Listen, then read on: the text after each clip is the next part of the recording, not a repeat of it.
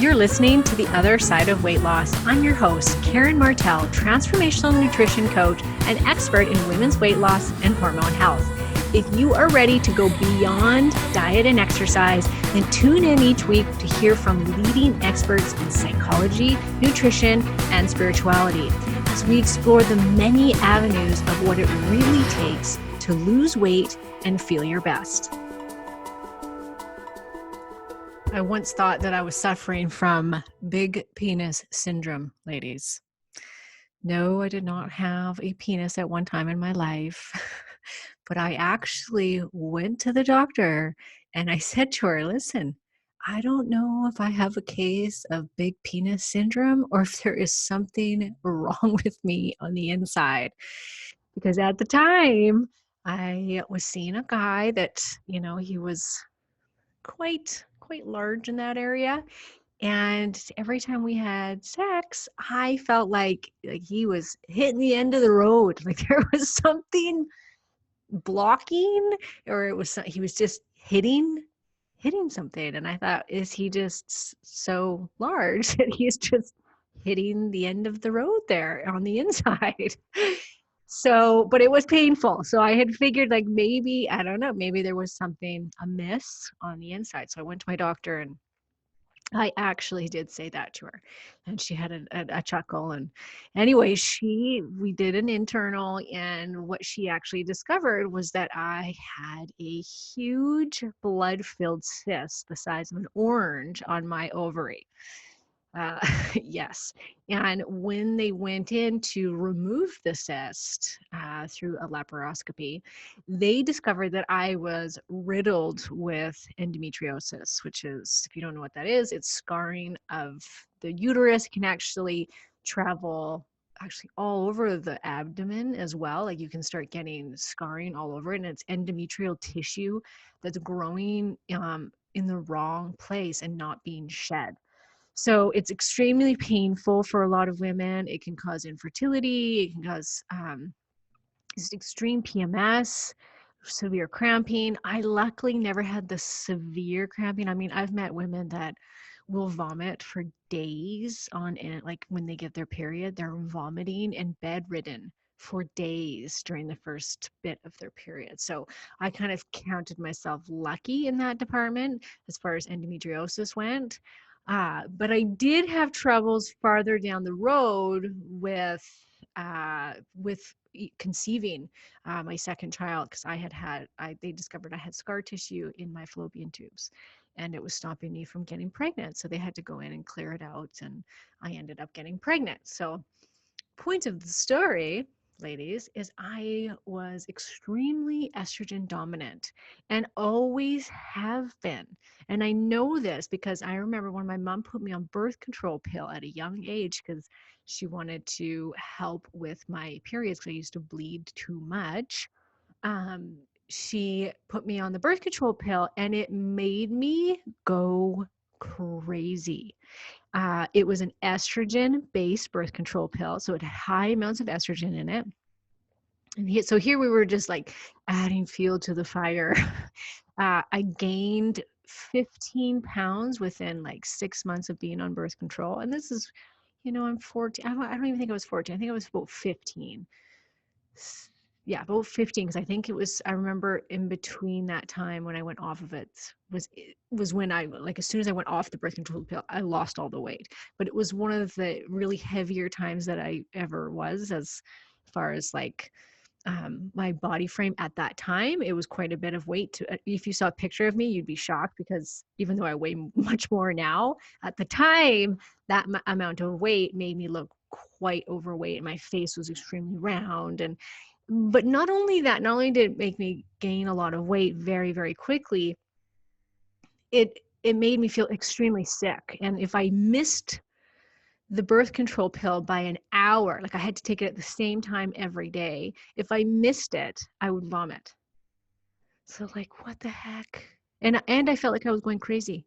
I literally felt like I was losing my mind, and I thought I was going to have to be checked in somewhere, because I was like, and nobody thought that maybe it was the birth control pill that was making me fat, emotional, freaking out. Like, it was the start of my bulimia because I couldn't handle what was happening to my body. I didn't know how else to control it. So I had this horrible relationship with food. So even back then, I know I was estrogen dominant, even going through puberty. And it carried on into right up until now. I've still been always estrogen dominant. I've had a number of cysts grow on my ovaries that luckily they haven't gotten as big as that first one did, but I still have had ultrasounds done where they have found cysts because I've had pain on my ovaries. I've had the scarring on my fallopian tubes and in my pelvis, infertility from it. I've always suffered with fibrocystic breasts before my period. So estrogen dominance has always been a big thing in my life.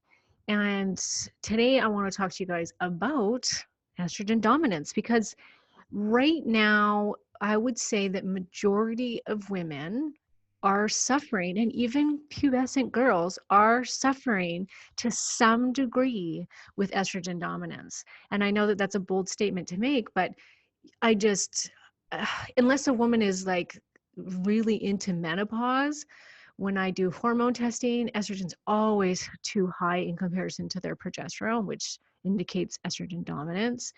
uh, our environment, we cannot get away with it, and we're going to get away from it. And that's what I want to talk to you guys about today, is what is in the environment that is causing this estrogen dominance and what we can do about it, but what kind of implications it has on our body. And this is for everybody. Even if you're like, oh, but Karen, I don't have endometriosis, I don't have this or that, you still, especially if you are overweight, you are estrogen dominant because your fat cells make estrogen. And so between that and what's going on in your environment, you are likely to some degree estrogen dominant. And that's why I think everybody is, including men, because we are being bombarded by estrogen mimicking compounds that are in chemicals that are in our environment. So uh, yes, it's a problem for everyone. And is one of the most common hormonal imbalances in women today. So it's not only the driving factor in endometriosis, but also ovarian cysts, fibroids, excessive bleeding, breast tenderness, lumpy breasts, cervical dysplasia, decreased sex drive, depression, anxiety, dry eyes, fatigue, foggy thinking, gallbladder issues, hair loss, headaches, hypoglycemia, increased blood clotting, infertility, autoimmune conditions such as lupus and Sjogren's disease, irregular menstrual cycles, ovarian cancer, cervical cancer, vaginal cancer, and even cancer of the colon. It causes irritability, insomnia, memory loss, PMS, polycystic ovaries, bone loss, hypothyroidism, water retention, and last but not least, weight gain and weight loss resistance. Whew, that is a long list. But that list applies to the majority of women over the age of 35 right now.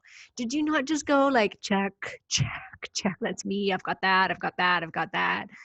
Like, how many in that list are you experiencing? My guess is quite a few. So now, before we get into how this happens to so many of us and what you can do about it, a quick lesson in estrogen. So put your thinking caps on, because we're going to dive into the science a little, because you have to understand, you got to understand what estrogen is, because it's not all bad. I mean, we need estrogen. Estrogen is also good for us. So so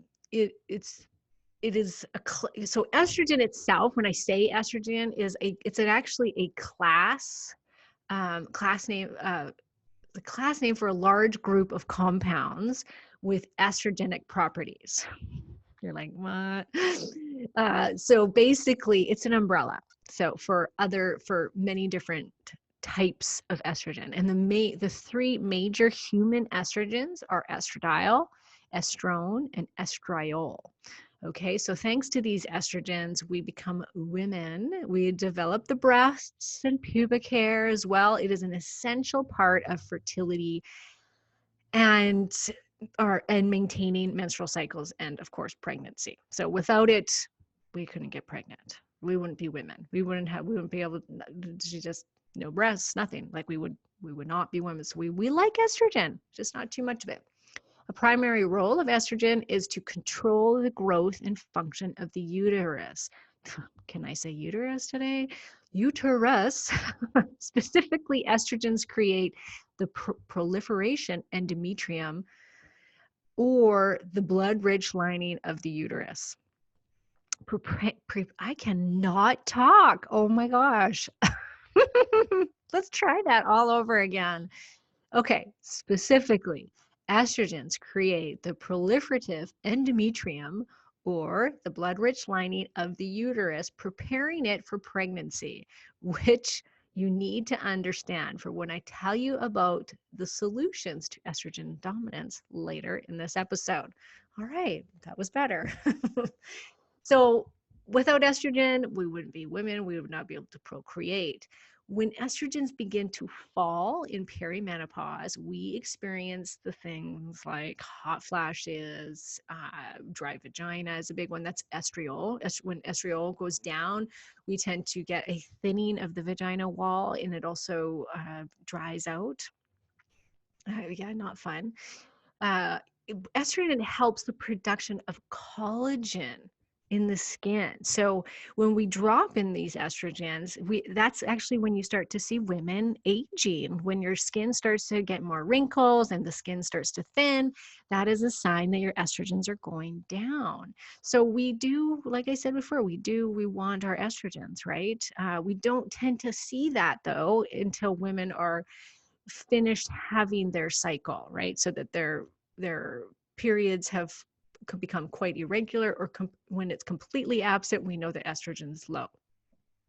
Okay, so we women, we need a nice balance between all of these, not too high, not too low, and in order to just have a good well-being, let's say. Okay, now xenoestrogens, now these are a whole different class.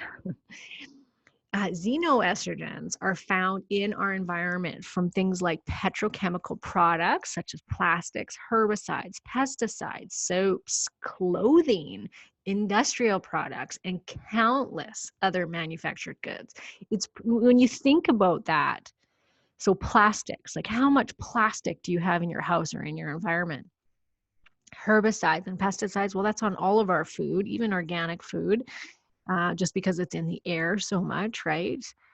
Products, any kind of product that has a scent to it, has different chemicals, like you start to read the ingredients of your everyday products, whether that's the soap you're putting on your skin, your laundry soap, your dish soap, the lotion, your eyeshadow, your lipstick, suddenly the list gets really long as far as like how much in our environment has these xenoestrogens.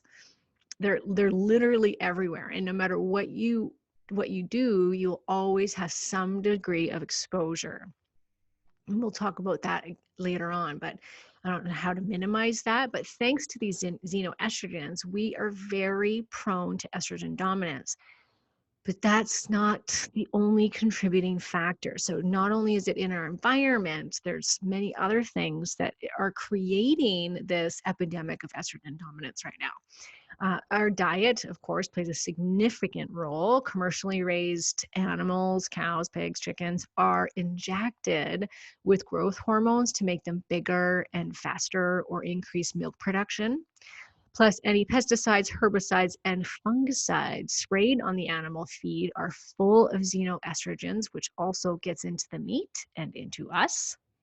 Our water has become heavily polluted with hormone disrupting compounds, including the pesticides, the fertilizers, etc. Birth control pills, just from women who take birth control pills and then pee it out. So not only Are you getting it through the birth control pill, the harmful estrogens, but you're also getting it from your drinking water, because after you pee it out, it gets into the waters and the lakes, and it's all this vicious cycle. Even prescriptions that are xenoestrogenic, same thing. When you take your prescriptions and then you pee it out and then it goes into the ground or into the water system, and it all kind of goes through. But so when they've tested water, like municipal water, they'll find high levels of estrogens in the water. Crazy. And prescription pills. I think that's just nasty. So glad I'm on a well water. Okay, so not only in the water, but the health of your gut is a huge one. It contributes to estrogen dominance. Your gut microbiome regulates circulating estrogen using an enzyme known as beta-glucuronidase. When your gut microbiome is out of balance and you have anything like SIBO, small intestinal bacteria overgrowth, candida, irritable bowel syndrome, these enzymes can't properly metabolize estrogens, which means they are reabsorbed into your body. Not good, right? And like, raise your hand if you've got a gut problem. Hello, who doesn't have a gut problem right now? Everybody. So your gut is a huge part of it. You're not breaking down those estrogens and they're just getting reabsorbed into the body. Not good. This is an interesting one. Heavy metals. I just learned this, actually, and it made me really angry because apparently I've got very high levels of lead, which would explain maybe also why I have symptoms of estrogen dominance. Heavy metals such as lead, mercury, and cadmium, similar to plastics, have estrogen mimicking properties. So just like the xenoestrogens, they're kind of a class in their own, but same idea. They mimic estrogen in the body. And body fat alone, remember I said your fat cells make estrogen? Well, body fat alone is one of the leading causes of estrogen dominance. Estrogen dominance causes weight gain, and weight gain causes estrogen dominance. It's a serious vicious cycle. Then as women age, things get even worse. Hey, I feel like I'm always putting a damper on aging here, ladies, and I don't mean to. It's just, if you don't do things right and you're not taking care of your body and you're not addressing your hormone health, you will suffer while you age in most cases. If you take care of yourself and you take care of your hormone health, you can sail through perimenopause and menopause with little to no symptoms and just and feel good and embrace the whole aging process. And I know that that's I don't think anybody talks about that, like loving aging. Who talks about that? I'm going to talk about that. I'm going to do a whole podcast episode on loving aging, embracing it, loving the wrinkles, loving the little bit of weight gain that I think naturally has to happen. And you know why your body will sometimes naturally put on some weight when you go through menopause. And I don't mean a lot. A lot of women will gain a lot of weight going through menopause, and then I don't think that's right. But a little bit of cushion, I think, is on purpose because your ovaries stop making estrogen. And so to make up for that, your body puts on a little bit of fat because fat produces estrogen. So especially for women that I think are really thin and maybe never suffered with any sort of weight gain, and then they hit perimenopause, and I see these women all the time. They're like, I don't know what happened. Like, I've been 150 my whole life, and now suddenly I'm 125, and I know you're probably like, oh, well, slap that woman upside the head. She should be quite happy she's only 125, right? But for somebody that stayed slim their whole life, that is tough, right? So I think that that's a very natural thing that the body's doing in order to produce the estrogen. It's putting on a little bit of fat so that the fat cells can make up for the loss of estrogen in the body. It's my theory. I mean, it's a fact to you. No, it's not a fact. I shouldn't say that. It's a theory, but I think it's a sound theory. All right. So back to loving aging. No, that's a whole nother podcast. So on average, women hit age 35 to 38 and our progesterone levels. Now this can happen earlier. Like, I've been on progesterone since I was diagnosed with endometriosis, which I was in my late 20s. And luckily my MD was just smart enough to know about that kind of stuff. And she put me on progesterone to mitigate the whole estrogen dominance that was happening at the time. And it was shortly after that that I did get pregnant too. So I think that it worked. Okay, so in general, though, women from the ages of 35 to 38, we start to see a decline in the progesterone levels, but not in estrogen. And I see this all the way up to even in women that are in their 50s. I just did a hormone test the other day for a one. She's 53 years old and she has zero progesterone, not zero, but I think it was like 0.1, like it was next to zero on her saliva test, and her estrogen was at the top high end of the charts, and she was 53. So, and considered menopausal. And so you can still have this very high estrogen even well into your 50s. But in general, it does start to happen at 35, 38. We're starting to see it younger and younger just because of our environment. And we start to see that imbalance between the progesterone and estrogen. But that imbalance, you guys, that is what we're talking about when we're saying estrogen dominance. It's too much in comparison to the progesterone. And then as we age, it worsens because progesterone starts to go down. So that imbalance contributes to all of those nasty symptoms like PMS and tender breasts, weight gain, mood swings, cramps. You can think of progesterone as an anti-estrogen hormone. So progesterone is there to protect the body from the negative effects of estrogen. Estrogen can put on fat. Progesterone helps take it off. Estrogen causes breast stimulation. Progesterone protects against fibrocystic breasts. Estrogen increases salt and fluid retention. Progesterone acts as a natural diuretic. Estrogen causes depression and headaches and migraines. Progesterone acts as a natural antidepressant and migraine headache relief. Estrogen interferes with thyroid hormone, which means the higher estrogen is, the more chance you have of having hypothyroidism because it affects your thyroid levels. So progesterone facilitates thyroid hormone action. Estrogen increases blood clotting. Progesterone normalizes blood clotting. Estrogen decreases sex drive. Progesterone increases sex drive. Estrogen increases risk of breast cancer. Progesterone prevents it. You can see how serious an issue estrogen dominance is and progesterone deficiency is, right? And how badly we need that progesterone to counteract the harmful effects of estrogen. And when that imbalance is happening, all the horrible things that could be happening to your body, either coming down the pipeline or you're experiencing it now. So super important to have that balance, okay? Now, like I said before, like I think I've had it since puberty. I've battled menstrual migraines. I've had PMS, ovarian cysts, endometriosis. I had with both kids hyperemesis gravidarium, which is also a sign of too much estrogen and too little progesterone in pregnancy. Also, so is miscarriage.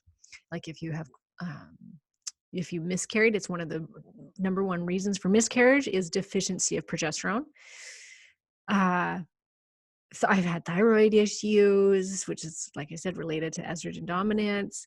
Now I likely have the gene. There's genes involved as well, where if you can have specific genes that actually make it so that you don't break down and detox estrogen very well. So my guess is I've got that gene. And so if you've got that gene, it's going to make it a lot harder for you, right? And it's something that you'll have to address forever, like I am.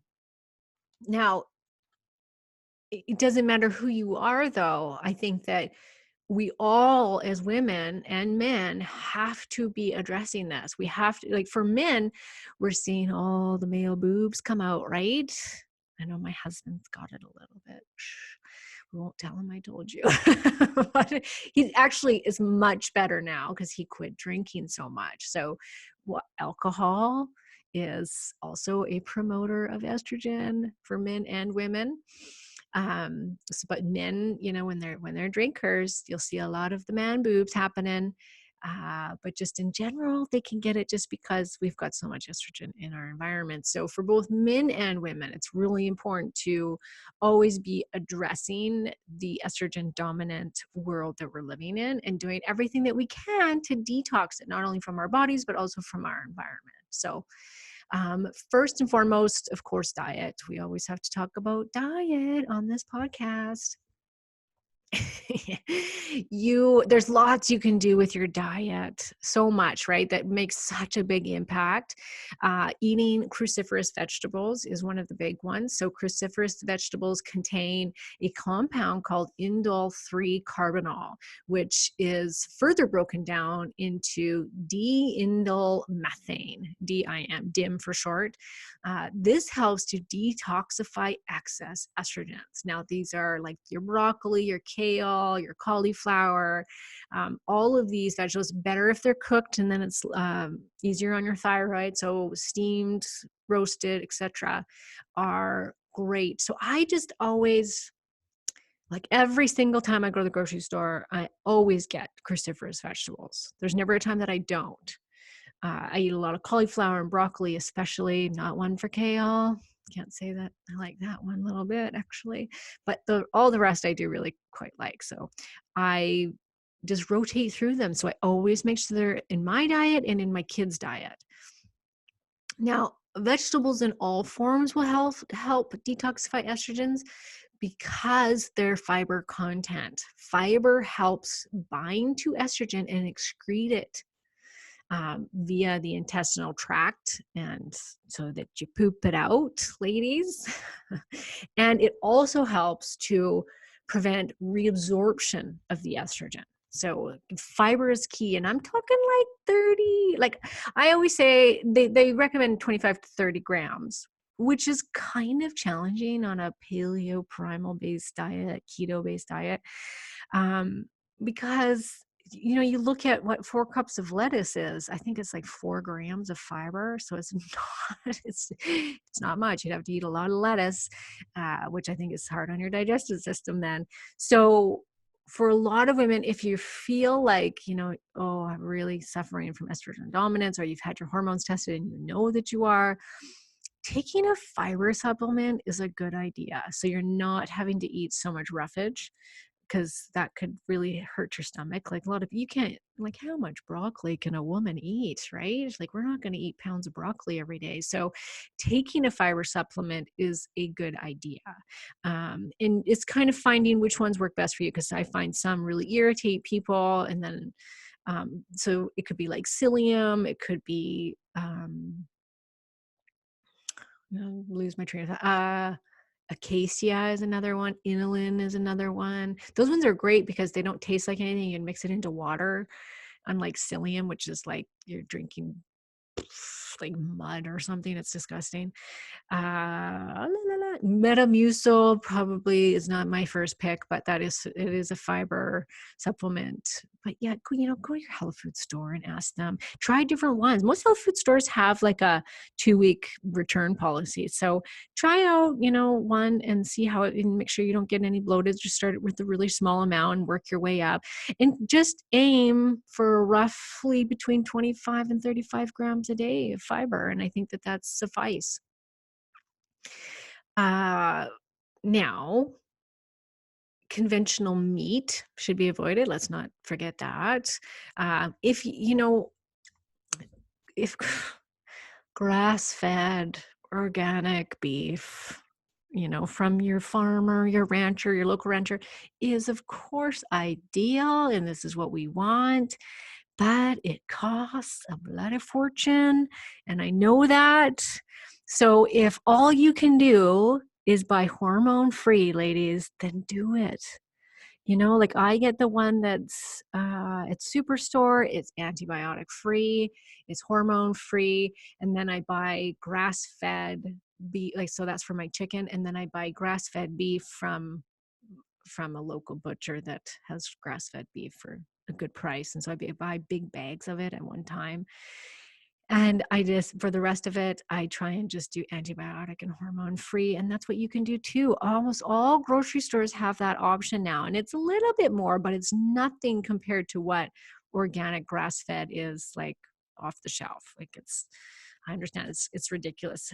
Another great way to do it is to buy like the whole half cow thing so that you'll get a better price on it from a local ranch, right? So and it's also, and I've talked about this before, it's also about, priorities, where you put your money.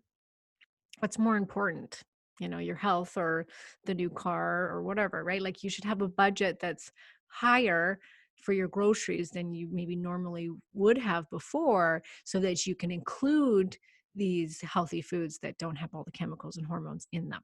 Okay, so buying organic just in general is a good idea, because organic then won't have the pesticides to the same degree as conventional.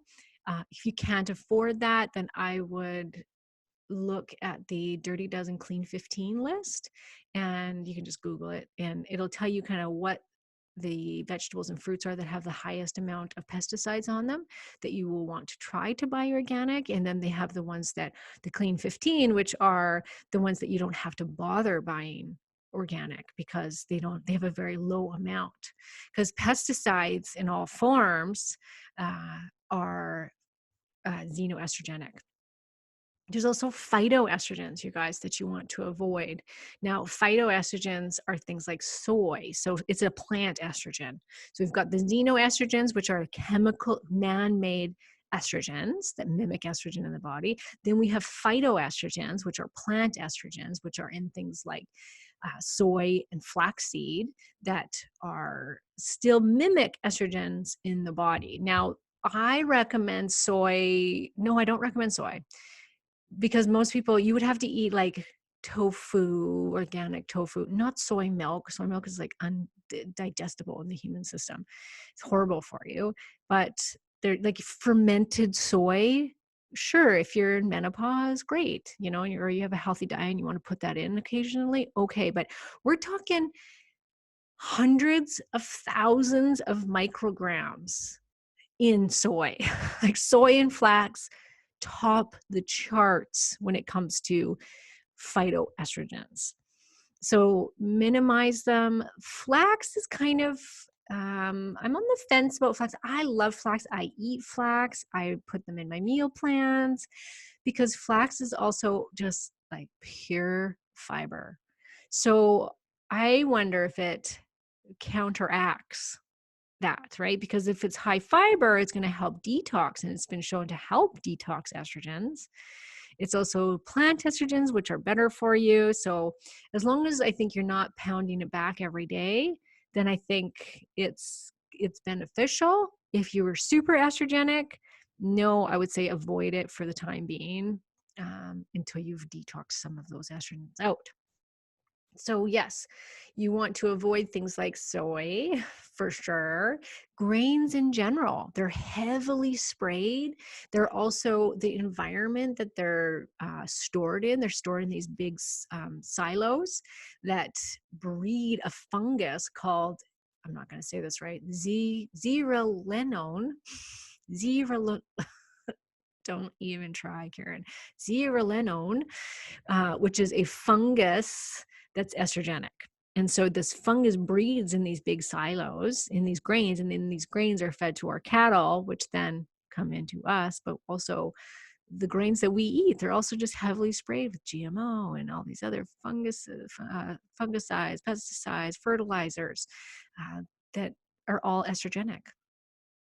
All right, so there's some of those foods that you want to, I think that that's pretty, like if you're following a paleo-based diet and you're eating clean, it's pretty easy to include the good stuff and get rid of the bad stuff that's estrogenic in the food. Now, step 2, detox, detox, detox. You've got to help your body detox these estrogens. It can't, it's so burdened right now with all the toxins and crap that we're putting in our systems and it's in our environment, that you've got to help it. You've got to give it a helping hand as much as you can. Now, this may have to be every day. It may just be for a period of time until you balance it back out again. But it's one of the best ways to keep it down and to get it down is to detox it. Now, there's two supplements that I absolutely love and recommend for this. One being calcium D-glucarate. This binds to estrogen that would otherwise be recycled and reabsorbed by your body and flushes it out of the system. It also helps break it down inside the gut. D-indolmethane is the other one. Remember that compound that's in cruciferous vegetables? Well, you can take that in supplement form. I don't recommend higher than 100 milligrams because I have researched that it's in higher doses is not good for the body and that you don't want to overdo it. So 100 milligrams is kind of my cap on it when it comes to taking it to help you detox. And you can take that on a daily basis to help detox the estrogen. Men can take that too. It's really good for men to take that have the man boobs that maybe are showing up with symptoms of estrogen dominance, infertility, low sex drive, things like that. Then it's a great one for them too. Well, both of them are, but definitely the D-indolmethane one. And like I said, we're not going to be eating pounds of broccoli, and you'd actually have to eat quite a bit of broccoli or cruciferous vegetables in order to get 100 milligrams out. So supplementing with it, I think, is necessary in order to really help the body detox this excess estrogen that we have. Liver detox that supports both phase 1 and phase 2 detoxification, which you can find that at your local health food store. I say phase 1 and phase 2, and I'm not going to get into what that is exactly. You can look it up. But basically, phase 1 is the release of toxins into the body. Phase 2 binds to those toxins and pulls them out. There's even phase 3, which is like the elimination part. But phase 1 and phase 2, detoxification, you want to make sure that your liver cleanse has both phase 1 and phase 2, which is actually very hard to find. So make sure you're getting a quality liver detox. And you can do this quarterly. You know, with my membership group, we do cleanses quarterly. And I think that that's a good way to do it. You know, you can do it. Well, you can figure out how to do it, but every 3 months, you know, you can just do one every 3 months just to support the liver detoxification. I have a great one on my website. You can find it at karenmartel.com/shop. Or if you go to the menu, it says Women's Health Shop or online programs. It's under that one too. I've got a 21-day detox that has a phase 1 and phase 2 supplement kit, and it comes with a free detox program. So it comes with a meal plan, a manual, like an ebook and stuff like that. So it's great. I love it. But if not, just go to your health food store, talk to the ladies there, or men. I know let's not be sexist, Karen, but talk to the people there, ask them for a quality liver detox kit. And at least 3 weeks, I would say. Like, you can do 2 weeks occasionally, that's fine. You can also do daily. Like, you can just take things like milk thistle and acetylcysteine, NAC. That's great to take on a daily basis just to help with the supporting your liver and the detoxification. Check out episode 24, I do believe. It's called Secrets to Revving Up Your Metabolism with Louise Gittleman. It's all about the liver and the gallbladder and just the foods that you can eat, even just to stimulate it and help detoxify. And she talks lots about the different supplements that help support the liver function and the gallbladder function. Vitamin D3 actually helps regulate estrogen levels as well. Vitamin B6 helps boost progesterone production to counteract estrogen while supporting liver function. Vitamin C does as well. It helps the production of progesterone. Probiotics. I like to eat my probiotics. Like, I do kombucha, I do sauerkraut. I make my own yogurt, and I just try to have some every single day. Sometimes twice a day, of a serving. I don't drink a lot of the kombucha because I think it's quite sweet, but I do make my own, so I don't put a lot of sugar in the second ferment process. So I just do like ginger and things like that to make it as low sugar as possible. But, I'll have a cup of that. I'll have a cup of yogurt. Maybe I'll put some sauerkraut on my salad or on my meat. My mom just actually made me a jar of fresh sauerkraut. So eating your probiotics, you're going to get trillions then, right? Compared to, and different strains. and compared to a probiotic off the shelf, where you're not going to get that and you're going to pay quite a bit more for it. But if you want the convenience, they're out there. So a good probiotic, I've got one in the shop that is awesome. It's a Designs for Health one. And it's like a super probiotic. Magnesium, that's another good one that helps with liver detoxification, that we're all deficient. Women are always deficient in magnesium. And then, of course, progesterone cream. This is especially important if it's just, if you're at the age of 35 plus, your body just simply stops making as much. So in that case, right, it doesn't matter how much stuff you take. Vitex is another herb that helps produce progesterone. But, if you're over 40 or 45, Vitex isn't going to work. Like your body's done with making it because you're aging. So replacing it is really the only answer to combating that estrogen dominance through this time. I plan to take progesterone probably forever just to keep me youthful. And I just know so much about it now. And I think it's just a way to stay youthful and to prevent a lot of different diseases and aging issues. So progesterone, you can start at a really low dose. I don't ever recommend you always want to do the lowest dose possible and, try it for 3 months. Usually hormones go in a 3-month cycle. So I always say, give it a go for at least 3 months. While you're working on those other things, while you do detoxification, while you take D-indole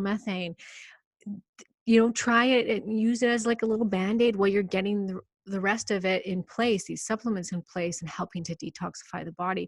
In the meantime, the progesterone can help counteract the side effects of the estrogen dominance. So it can really help with all those symptoms that we talked about earlier, like PMS and weight gain and things like that. So just using a little bit of progesterone cream can be great. I always recommend to have your levels tested before using any hormones, because you don't, progesterone is amazing, but you don't want too much of that either.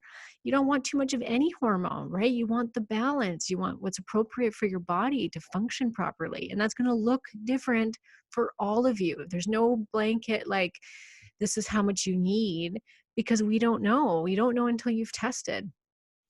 I always recommend saliva testing or urine testing for hormones.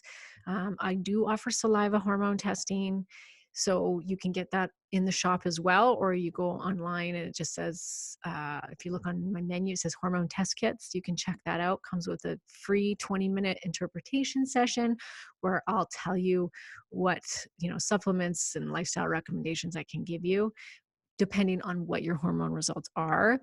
I recommend women from the ages of 35 and up to 35 to probably 60. I just had a 64-year-old woman just buy a hormone kit. And I think that's great for her to see it, right? She wants to know what's going on, even though she's 65 and she's 64 and she's well through menopause. I think it's still very important. I will always test mine too. So testing from the age of 35 up at least once a year, I think, is recommended. You can get tested through your doctor. They'll test you through blood, which isn't as accurate because blood will only test bound hormones, and the bound ones are bound to a protein, and we only use a very small amount of bound proteins. We use the unbound proteins, the ones that are free floating in the body. Those are the ones that we use. And so that's the ones that we really want to test. Plus, your doctor will just randomly test you. I just had my doctor, she wanted to test mine because I had my saliva test done and I brought it in for her to see. And so she wanted to run the blood work too. And the blood work, she just like, yeah, go do it anytime. Like, they don't tell you a specific day to do it on. I know that you should be doing it on days like 19, 20, or 21 of your menstrual cycle, because then you know where it should be. Our hormones fluctuate drastically throughout the month. So having something to compare it to is important. Had she tested me right then, that day, I was like a day before my period, which would mean that it was like the lowest it was through the whole month, which isn't going to be accurate. So if you're going to go through your doctor, make sure that you go in on days to 19, 20, or 21, and you make sure you look at your test results, because your doctor's not going to say anything if it's, even with they don't do the ratio between progesterone and estrogen. If it's in range, they're not going to tell you anything, but you need to see, what it is in comparison to your progesterone, like, or vice versa, like what the estrogen is in comparison to the progesterone. You need to see that and understand if there's an imbalance. So getting that done is great.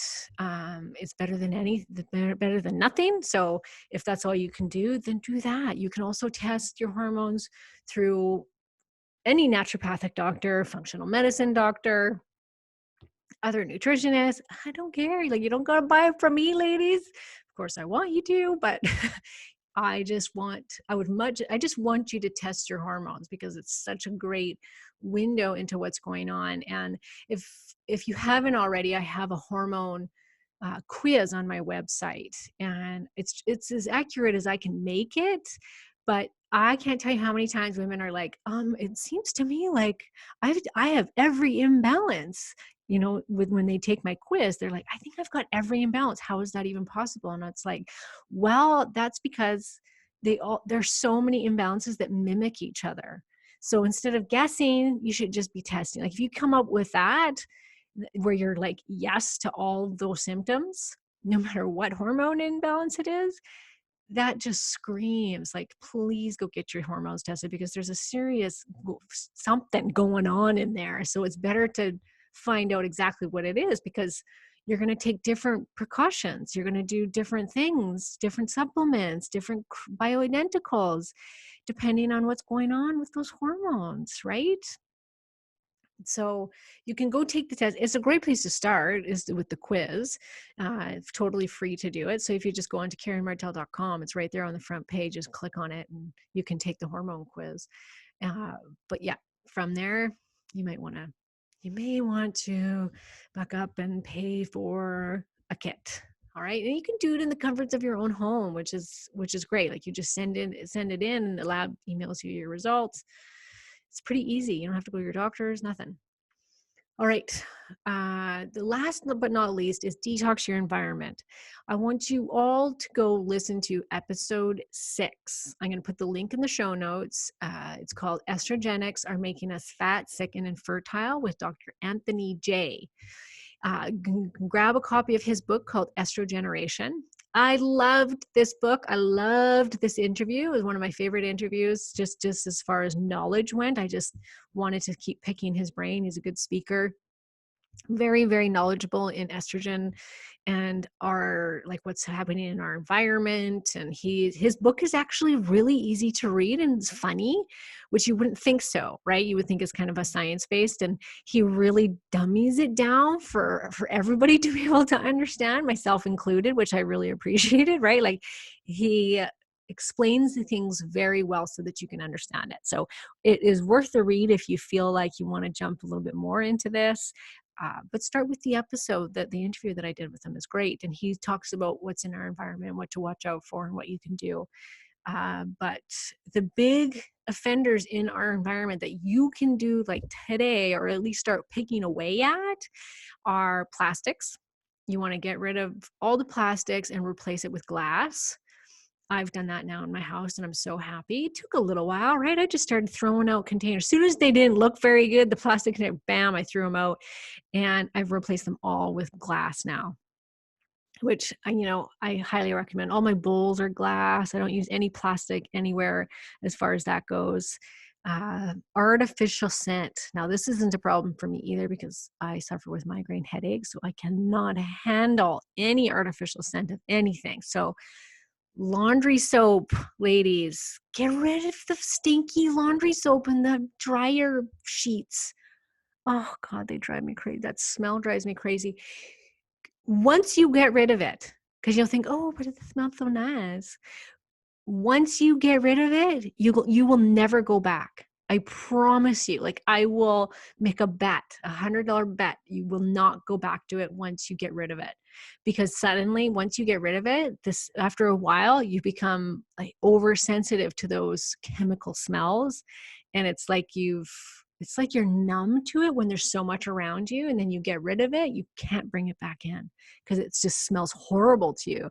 My husband used to just douse everything in artificial whatever. Like he used to wear cologne when I met him, and all of his laundry stunk, and like the dryer sheets and stinky laundry detergent. Now, I hope I'm not offending any of you because I'm sure you all use it. Uh, but even he says now, he's like, I can't handle that smell when I smell it now. I'm like, I know, this is what happens. So get unscented. You don't have to do organic, special, anything. Just go with unscented laundry detergent. And no, you don't need dryer sheets. You can actually get that, like what they call dryer balls now.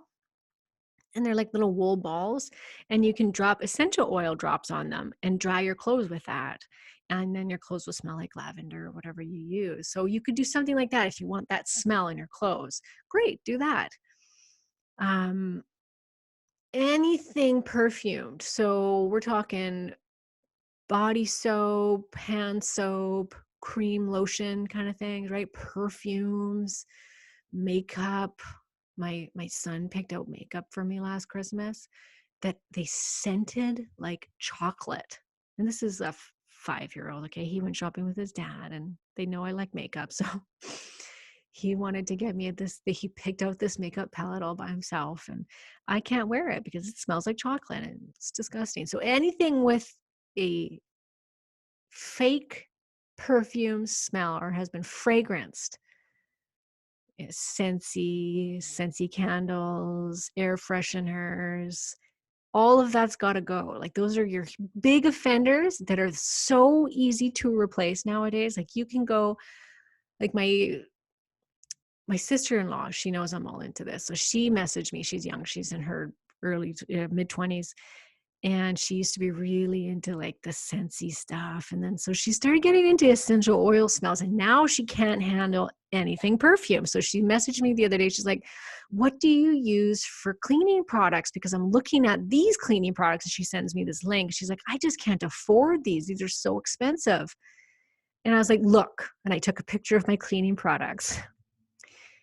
Cleaning vinegar, which is I think $3.50 a bottle for a big bottle. And it's like commercial grade vinegar, so it's strong vinegar. I use that on windows. I'll use it on taps. I'll put it on counters. I'll dilute it usually, but it's great. It'll kill anything. You can mix it with some essential oil if you want. I also use one from Sage, which is just a natural essential oil company, and it's very reasonable. I get a big bottle of this stuff called Multi Clean for I think $10, and it lasts a long time. And this is not a big deal. It smells like spearmint and tea tree oil. It's amazing. But there's lots of these very inexpensive natural products that you can get now. You don't have to break the bank. I use their dish soap. I think it's $9 for a great big bottle of it. Lasts for a couple months. Like it's great. It smells like spearmint. So, to do your research, you can look at Sage. I think it's both in the United States and in Canada. It's SAJE. So you can order it online and you will not go back. They even have the dryer balls. So you can try out the dryer balls as well. Even just a really good microfiber cloth with hot water. Like that's great on windows. That's all you need on windows. That's what you can use on your stainless steel appliances. You don't have to complicate things here. So yeah, cleaning supplies you want to replace with as much natural as you can. I do use a little bit of the Clorox, like powdered bleach still, but that for the toilets. And at least I know nobody's sitting their ass on it. It's just inside the toilet. Nobody's touching it. It doesn't have any perfume smell to it. And I feel like it does the job. So I do use it for that. But yeah, so you just want to try and get rid of what you can in the house that smells like that, right? You want to clean up your environment and just start reading labels. If you're unsure about something, look at the ingredients, because if it starts to say like benzoate, paraben number 5, or that's what the Dr. Anthony Jay's book is really good for, is he tells you the ingredients to look out for that are estrogenic. So now I make my own lotion. I do wear makeup, which probably isn't great, and it's probably full of nasty stuff, but that's probably my one crutch. Everything else I've switched over now. So it's really easy to do that, and you can even DIY it, right? Like you can make your own chapsticks, lotions, shampoo is so easy. You can get paraben-free shampoo for just as cheap as regular shampoo that doesn't have a bunch of perfume in it. You can go to your health food store and get all of that stuff now. Soap is so easy to get. I go to my farmer's market and just get local soap, some, patchouli smelling soap is what I really like. I also buy the sage soap. It's $5 a bar, I think. Like it's not anything too crazy. So that's it. Whew. My gosh, estrogen dominance. Hey, it's a big talk. All right. So if you've got questions, don't be afraid to ask. Wherever you're listening, you can usually type in a little comment. If you go to my site and check out the episode on my website, then there's a little place for comments. So if you've got questions or you want me to elaborate on anything that I've talked about here today, then head on over to KarenMartel.com and leave me a little comment. You can also email me at Karen@KarenMartel.com. Anytime, ladies. But yeah, that's it. If you haven't yet, subscribe to the podcast. Come on, leave me a review if you like it. If you love it, then leave a review. Tell me what you think of the podcast. The more reviews, the more ratings I get, the more iTunes shows this to women, the show to women, and the bigger it gets, the better. The more people can be helped by it. So I appreciate that. All right, ladies, have a great day wherever you are in the world, and we will talk to you soon. All right, ladies, that's a wrap. Thanks so much for listening to today's episode. If you want more, be sure to check out KarenMartel.com/on track and get started today with my monthly coaching program to help you find your weight loss code.